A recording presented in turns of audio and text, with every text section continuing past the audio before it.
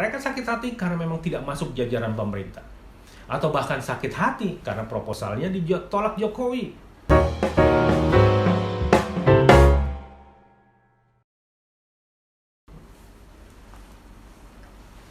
Halo sobat, jumpa lagi di program The Editors Media Indonesia. Kita tentu masih ingat bagaimana kerasnya pertarungan pada Pilpres 2019 yang lalu antara Joko Widodo dan Prabowo Subianto. Ketika itu ada tanda pagar 2019 ganti presiden yang begitu dahsyat. Adalah politikus Partai Keadilan Sejahtera, Mardhani Alisera, yang menginisiasi hashtag tersebut, dan mau tidak mau harus diakui hashtag tersebut begitu membahana. Cuma sekedar tanda pagar doang, tapi itu tidak berpengaruh terhadap kemenangan Joko Widodo.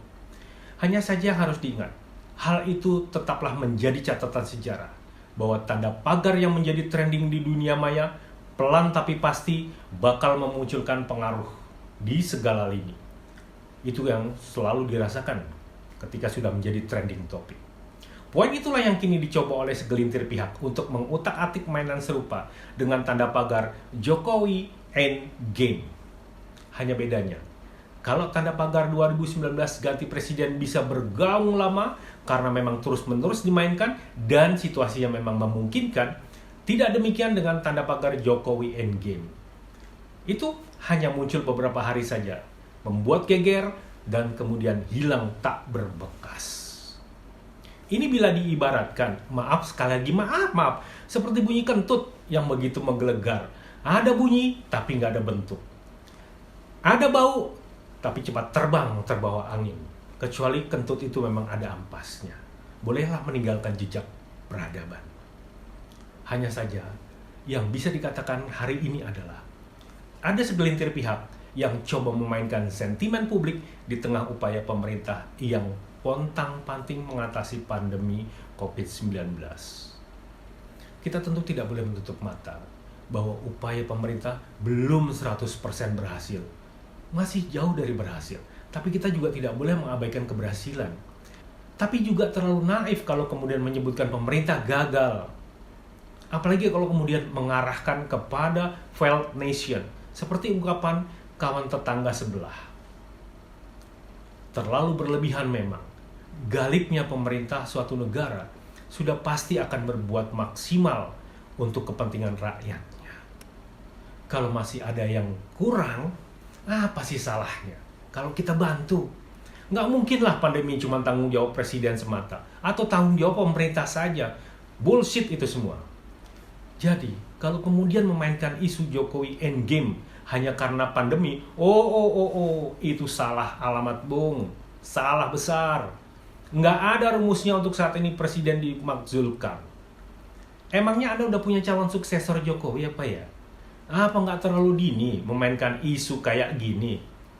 Terlalu awal, bahkan mungkin ya isu-isu murahan lah. Di sini saya kasih tahu, sebetulnya bisa saja kok ganti Pak Jokowi. Mengganti tengah jalan itu bisa saja. Tapi ada tetapinya. Caranya elegan. Buktikan saja kalau presiden dan wakil presiden melakukan pelanggaran hukum. Seperti pengkhianatan terhadap negara, korupsi, penyuapan, tindak pidana berat lainnya. Perbuatan tercela. Atau singkat katanya gini deh. Pak Jokowi dan Pak Ma'ruf Amin tidak memenuhi syarat lagi untuk meneruskan pemerintahan mereka. Bawa deh itu ke DPR dan kemudian diajukan ke Mahkamah Konstitusi untuk diperiksa. Bener nggak sih mereka melanggar konstitusi? Kalau memang diputuskan akhirnya melanggar, masa tinggal Jokowi di Istana Negara cuma tinggal menunggu hari? Rumit dan berliku sebetulnya menuju pemakzulan ini. Tapi bukan mustahil bisa dilakukan. Yang terpenting adalah niat. Jadi, kalau cuma gara-gara isu pandemi lantas muncul tanda pagar Jokowi Endgame, ya itu sih bisa dibilang seperti melempar batu ke tengah kolam. Cuma untuk mengukur riak-riak gelombang yang sudah pasti diketahui sejak awal. Kecuali batunya segede gunung Merapi. Baru hasilnya luar biasa. Lah kalau cuma kerikil doang sih, ya akhirnya kita ketawa juga. Layu sebelum berkembang malah. Jadi kalau begini, siapa yang diuntungkan? Yang diuntungkan adalah koordinator lapangan dong. Karena mereka lah yang memegang cash flow. Yang kita nggak tahu berapa jumlahnya. Tapi yang pasti, keriuhan ini memang cukup menarik dicermati. Walau nggak usah diseriusi. Ya, kita bisa bilang ibarat membakar segenggam ilalang. Dia akan habis berbarengan dengan padamnya api. Kemeriahan Jokowi Endgame harus dikatakan memang cuman seperti ya ngetes gelombang lah ya, sedikit saja. Begitu sampai akhir dia tidak banyak bercerita. Jadi tak perlu ditanggapi berlebihan sebetulnya, karena memang nggak akan mewujud. Yang pasti itu tidak akan berwujud tanpa adanya dukungan lembaga-lembaga pemegang kekuasaan. Hanya saja sebagai sebuah aksi, mau tidak mau itu memang meresahkan. Dan sekarang tugasnya Pak Polisi untuk menuntaskan. Kalau memang Pak Polisi harus segera memproses mereka yang punya niat buruk seperti itu, provokatornya lah, mau mahasiswa kayak mau orang umum, jangan cuma kemudian bermodalkan materai 10.000, lantas diikuti permintaan maaf di atas surat pernyataan, selesai urusan. Jangan begitulah, selesaikan secara hukum, selesaikan hal-hal kayak gitu, itu sudah mengganggu ketertiban umum. Jadi kalau kemudian beredar foto pihak-pihak yang dianggap bertanggung jawab untuk keriuhan ini, ya langsung saja diproses. Begitu juga ketika ada lembaga pendidikan yang menegaskan bahwa mahasiswanya bukan menjadi pihak yang mengomporin. Kita hormati. Tapi bukan berarti itu selesai. Biarkanlah hukum yang bicara. Salah benar bukan pada selembar kertas pernyataan. Bukan pada selembar siaran pers berisi bantahan. Kalau bicara benar salah, domain itu ada di depan pengadilan. Yang pasti, penurunan angka COVID-19 belum mengembirakan. Masih jauh dari mengembirakan. Saya cuma menyarankan, tak usahlah kemudian menambah ruwet masalah-masalah itu dengan hal-hal kayak gini. Saatnya semua pihak yang setuju dan tidak setuju dengan pemerintah, mari bahu-membahu mengatasi pandemi. Ini bukan persoalan satu pihak, tapi ini persoalan banyak pihak.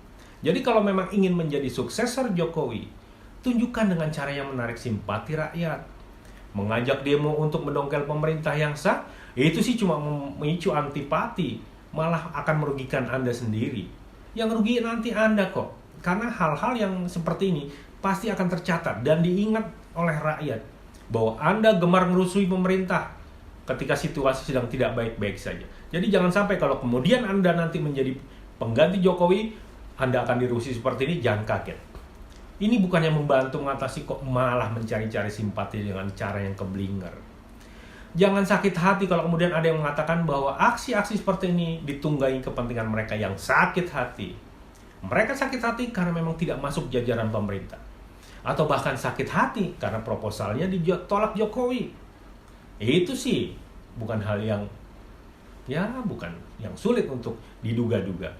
Jadi sebetulnya tidak sulit mengarahkan telunjuk ke arah siapa bila mengacu pada aksi-aksi tersebut. Tinggal sekarang, apakah pihak berwenang mau menuntaskan atau malah ikutan? Pemerintah memang wajib dikoreksi, pemerintah memang harus dikritisi, karena tidak semua kebijakan yang diambil pemerintah itu memenuhi harapan banyak pihak.